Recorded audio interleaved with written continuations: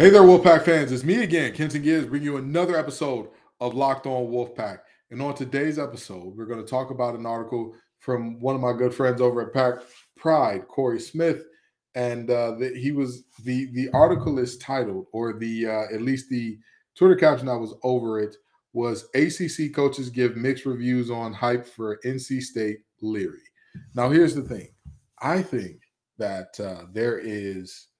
I think that while the article prominently, or while it names Devin Leary in particular in the headlines, I don't think that he got the most interesting shade or sound bites of the group. Right? You know what I mean? I think that there were other folks who were a little bit more, but I get it. I understand how search engine optimization and all that goes. And so you mentioned the big name folks who will get the big name views, but we're going to get into it. We're going to break that down. And y'all know me. I'm an honest guy, and I love being right, but I've also got to talk about the times I've been wrong. We'll talk about my best and worst takes from last year. We'll talk about my best and worst coming up on today's episode of Locked On Wolfpack.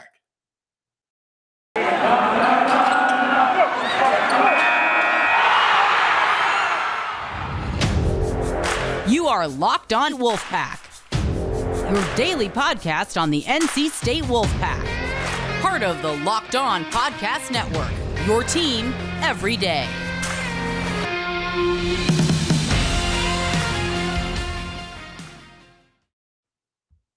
So the article from Corey Smith starts off with, it starts off with, explaining where these clips were taken from. And it was basically a recent preview of the Wolfpack's 2022 season by Matt Fortuna of The Athletic.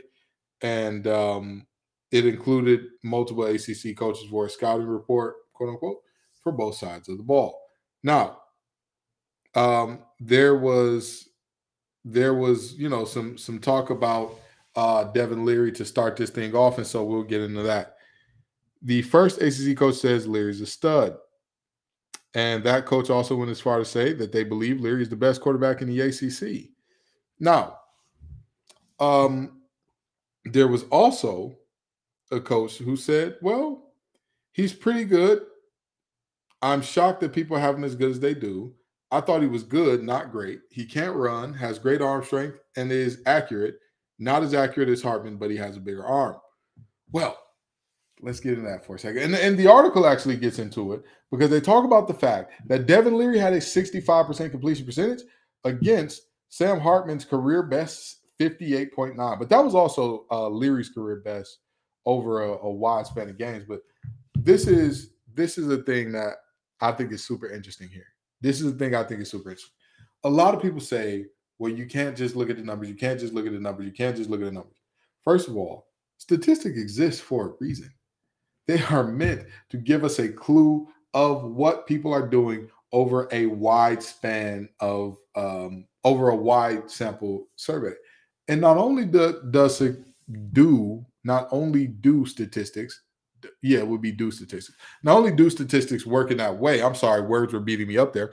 Not only do statistics work in that way, I think there is something. I think that the statistics should confirm the eye test more than the eye test having to match whatever your statistical belief or whatever the belief that the statistics are saying is. And let me tell you why. At the end of the day, the numbers are what they are, right? However, we know that run and shoot offenses produce very different statistical breakthroughs and achievements than a triple option offense would in terms of passing. That is just the reality, right? If a triple option quarterback throws for 3,500 yards, that is unheard of. That quarterback not only is probably going to win a Heisman, that quarterback is probably going to be a very high pick in the draft unless they're at a service academy. And even then, if you can throw for 3,500 yards in a triple option offense, you're probably still going to get drafted pretty high. Whenever you're done with your, service and all that, you're probably going to get drafted pretty high. Now, with that being said, we also know that there are certain things to take into account, like, yards in the air and all that type of good stuff. But I honestly don't believe, and I don't see a way in which you could look this up and say, oh, yeah, this makes sense. And Devin Leary is definitely getting beat out by Sam Hartman in a lot of these ways and through via air yards and all that type of stuff, because he simply isn't. Like the whole big arm thing, that's a thing for a reason with him. That is a thing for Devin Leary for a reason. He's shown it. He's displayed it. He's had to make big time throw after big time throw after big time throw. Big time throw against Clemson in the corner of the end zone there. That's a big time throw for him to hit. That's a really big time throw to Devin Carter that ended up being a game winner. It's a big time throw. There's no way around that. There is no way around that. And he hit it. So to me, I think it's very simple as far as, you know, what we're looking at and how we're talking about what quarterbacks are what and whatnot. Again, I said it last year, and I'm going to talk about this a little bit later, but I said last year before the season started, people were crazy to not believe that he was going to be, at worst, one of the best 3 quarterbacks in the ACC. At worst. Was I wrong? I don't think so. So, with that being said, that was one of the more interesting things that was said, but it gets a lot spicier. It gets a lot more interesting. Things get a lot more tense going forward there.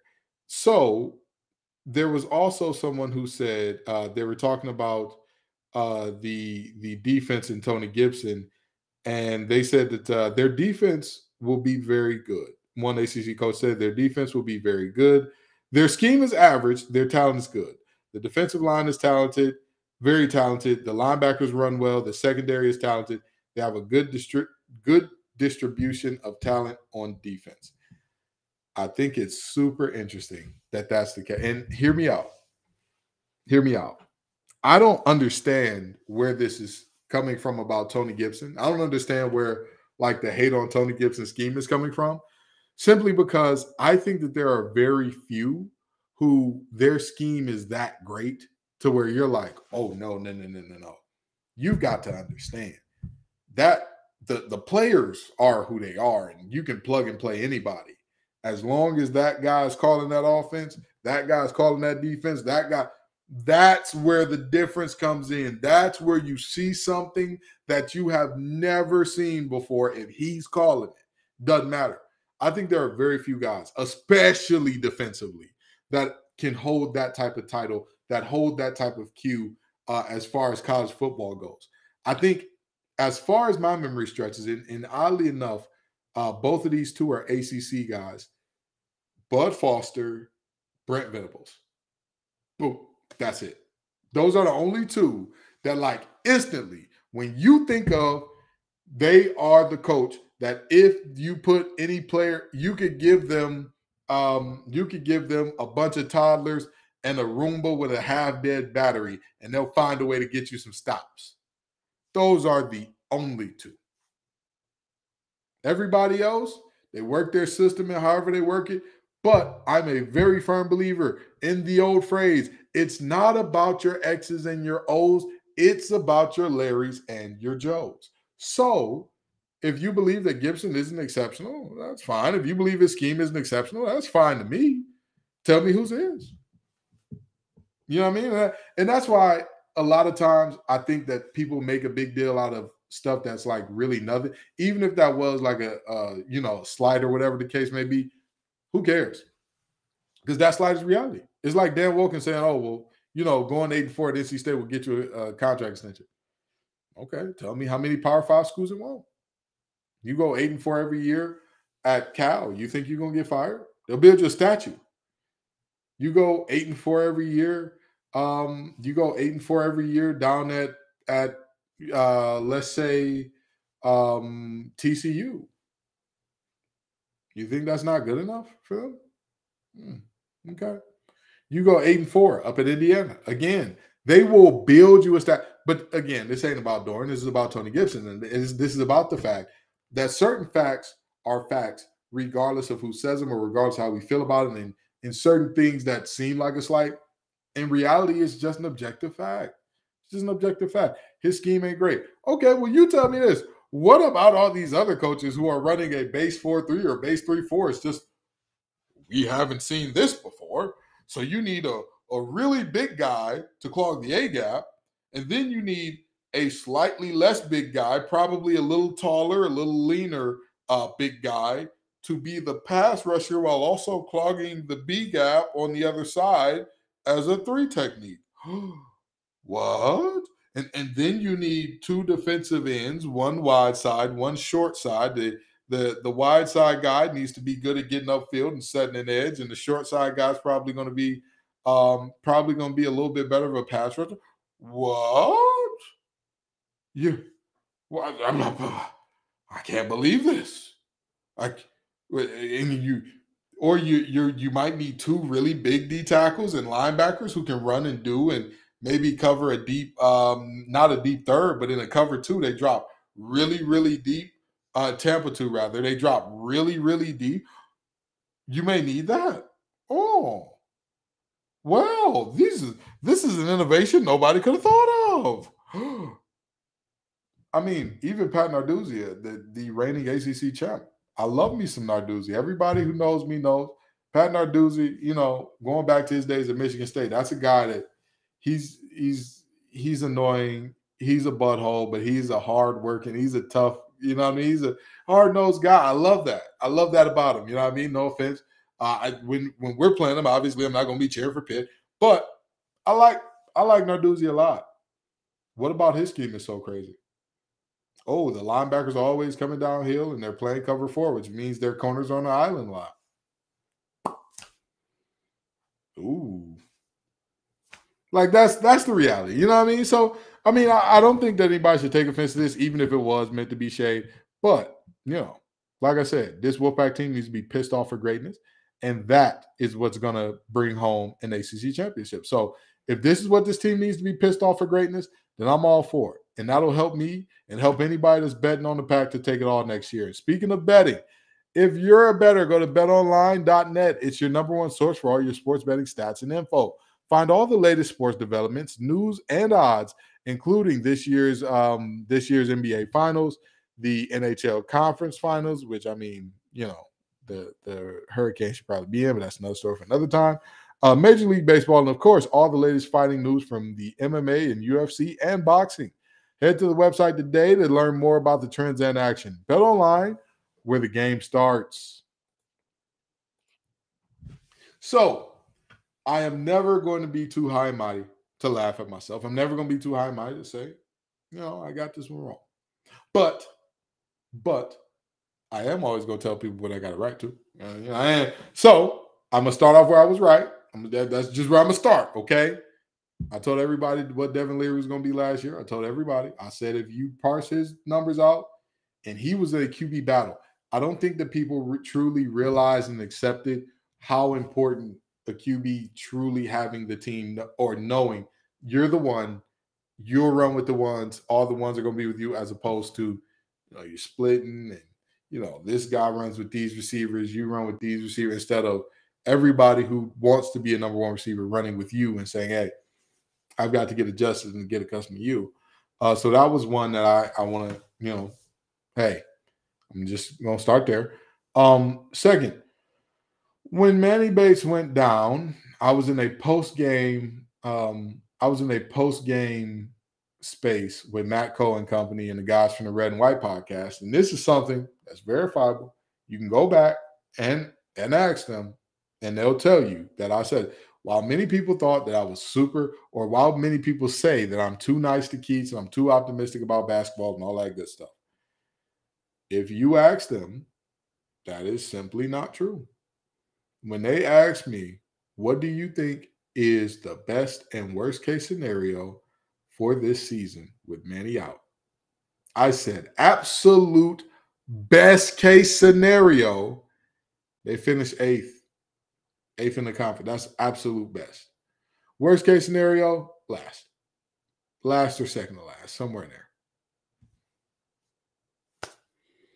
Oh, I'm sorry, not worst case scenario. I said that's what probably was going to happen. The worst case scenario was dead last by a mile. But yeah, I said that, you can expect this team to not be anywhere near good, because that's just the reality there. And now let's talk about something that I got wrong. Okay, let's talk about something that I got absolutely wrong. I know that this is a take that I've repeated this year. But darn it, I'm going to say it anyway, and I don't care. I'm going to hold the fact that I took an L last year. But much like Bill Murray on Groundhog's Day, it's just going to come back around again. I'm going to say it again, and I'm going to stand by it. You know, in the words of that viral meme, this my man, I'm going to stick beside him. I said that Devin Carter was due for a breakout year last year.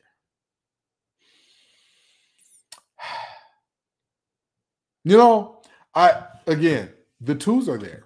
Like, nobody can tell me who's not there for him to have a breakout or for him to have had a breakout season. Nobody can say that. Like, nobody can tell me, oh, Ken, you're a liar. There's nothing there that would imply that he can do that. Really, that's what you're going to tell me. Again, that was one that I can admit, hey, I was wrong. I was wrong there. I'm sorry. You know, hey guys, don't kill me. Don't kill me. You know what I mean? Like, I was wrong. Okay. I was very, very wrong there. But there are some other ones. There are some other ones that I was also wrong about. And honestly, he had more yards and more touchdowns than he ever had in his career. But I can still admit that I was wrong there because objectively, in today's game, 31 receptions, 556 yards, and 6 touchdowns. That's not a breakout season by any means for a receiver. It's just not. It's just not. The other thing that I was very, very wrong about as far as takes for these past couple of seasons. All right. Well, this one is tough to get out, but I've got to say it anyway. I was very wrong in my belief that NC State would have a dominant run game last year. I was very, very wrong about that.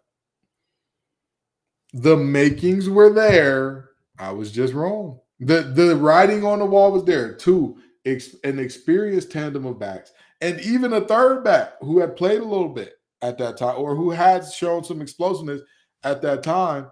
And you mix it. One of the best things for a running game is a good passing game. That is one of the best things for a running game. And I know what you're thinking. That sounds counterintuitive. And if you pass the ball out, no. I'm not saying a high volume passing game. I'm saying an efficient passing game because here's what happens. It's a balance. It's a balancing act. The most difficult offenses to play against, and I'm saying this as a guy who played in the ACC, who played for state, who played at the highest level of high school football that the state of Michigan could possibly have to offer. I'm telling you, the hardest offenses to play against were not the triple options, wing tees, all that. You know what's coming. Yes, there's variations. Yes, there's deviations. Yeah, but in general, you know what is coming. Those teams that can do everything well, oh my God. Yeah. It's just like, bro, what? You can't key in on any specific tendency. You can't say, oh, this team is going to do this well. This team is going to do this because they're not good at this. You literally are just like, all right, well, they don't like running or they like running these plays a lot.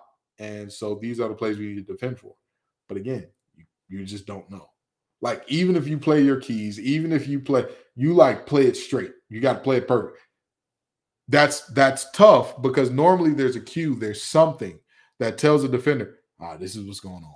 This is what I wasn't the biggest, fastest, or strongest guy by any means, right? I was never on the top 5 wall in the weight room for like any bench press, squat, any of that. I kept getting hurt. I'm actually stronger now than I was when I played.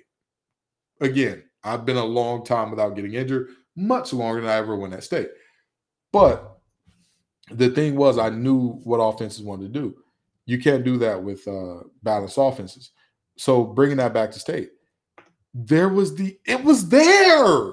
It was there. You had an offensive tackle that was the number 1 guy off the board. You had a guard, a number 1 offensive player taken in this year's draft. You had a guard who was very experienced, who was just a mammoth of a man in Chandler Zavala. that left side was looking good. You had a center in Grant Gibson, who is widely considered all ACC and all American territory. You have guys in Dylan McMahon and Bryson Spears and whatnot. Just like, you've got ball players. This should work on paper. You combine that with a good passing game. You combine that. You say, okay, 2 good backs. It should work. It didn't. Not to the level at which I thought. I thought that Devin Leary was going to have a really good year because this offense was going to be so balanced. Like, if you had told me, hey, our rushing offense is not going to be top 3 in the ACC, but our passing game will be one of the most efficient, I wouldn't have believed you. I wouldn't have believed you because I like our receivers from last year. I like Emeka Emezi a lot. I know that if there's any other draft where it wasn't oversaturated by, literally hundreds more players than have ever been in hundreds more players than have ever been in drafts. And I mean like player for player, like the actual volume of total players. Hundreds higher than it's ever been. I know he's getting drafted. But with that being said, again, this is just it's really unfortunate to see how everything shook out there. And I like him. I like Devin Carter. Again, I was thinking he was going to prime for a breakout year. I like Thayer Thomas a lot. There were young guys who showed things that I didn't know they had in them. And I'm looking at you, Anthony Smith. I'm looking at you, Keon Lesane. I'm looking at y'all. But, it just didn't come together for whatever reason. It didn't come together. And before you end this, one more thing that I was right about. I said that if NC State goes down to Mississippi State and loses, it will not be because Mississippi State beat NC State. It will be because NC State beat themselves. Did I lie? Jump pass on the 1-yard line. Did I lie? Open the kickoff going to the crib. Did I lie? Having less rushing yards against that team than Louisiana Tech did. Did I lie? All righty. So those are my best and worst, takes. Hey, proud to admit when I'm wrong. Oh, I also thought the basketball team, men's basketball team, was going to be top 7 to 5. I thought they were going to be in the top half. No, I didn't think they were going to be top 5. I thought they were going to be in the top half of the ACC. I was wrong again there. Right? And this is much like Code Takes Exposed. We don't do any to be fairs and all that good stuff. With, a lot of players got injured. Hey, things happen as they happen. They were nowhere near the top half of the ACC. First 20-loss season in program history. So, got to own that. Got to eat that bit of crow. But that's the reality. And again, y'all know me. I'm always going to be honest with you. Good, bad, ugly, what it is, what it ain't, what it could be, and what it came. So that's always what I'm going to tell you. And another thing I'm going to tell you is how great Built Bar is. Built Bar has caramel brownie. Do you love chocolate chewy brownie? Well, what about a caramel brownie with caramel swirled on top? So good. What if I told you that you can have all that chewy deliciousness plus 17 grams of protein? You're in luck because caramel brownie bars are available at Built.com right now. You got to act fast because they're a fan favorite. Forget about dessert. These are better than dessert, plus the macros are unreal. 130 calories, 17 grams of protein, and only 4 grams of sugar. I would replace a regular brownie with Built's caramel brownie bar in a heartbeat. The best part is caramel brownie bars are covered in 100% real chocolate. Like for real, with Built, you don't have to sacrifice tasty for healthy. You can have both. So go to Built.com and use promo code LOCK15 and get 15% off your order. Use promo code LOCK15 for 15% off at Built.com. So we're about to land this thing, but long story short, I just want folks to be cognizant of 2 things, right? First of all, the big shade was at Coach Gibson, and I think that's a very I think that's a statement that's objectively true about like 99% of all. Okay, let's not say 99, 95% of all coordinators in the country. Like I don't see anybody innovating an offense that's just like, oh, what? I don't see too many people innovating the defense. I'm like, oh my God, you're different. You're him. This coordinator graduated from him university. with a doctorate degree in hemiosis. Like that's just not it's not something that you see often. So there's that. And also, I ain't too proud to admit when I'm wrong. And I've been wrong a lot. When you talk a lot, you'll be right a lot, but you'll also be wrong a lot. So that's just the reality. Also, thank y'all for rocking with me, man. I know that I've been slowing down on making episodes. When you got, I love doing this. This isn't like a job for me. This isn't like a hard thing. I'm like, I got to do this every day. But the reality is, I don't always. There's a lot of other things going on, a lot of other wheels spinning, and you know, it's something I love doing, and I want to do it every day. And it's tough for me when I have to go a week without talking to you guys, but you know, it's sometimes the way things work out. And again, I appreciate y'all for rocking with me and sticking with me, right? Because there's plenty of other places you can be getting your Wolfpack sports news from, but again, thank you all so very much. Y'all make this show what it is. Peace and love, y'all. And as always, go Pack.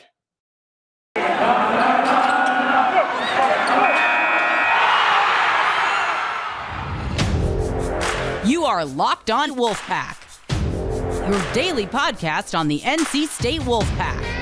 Part of the Locked On Podcast Network, your team every day.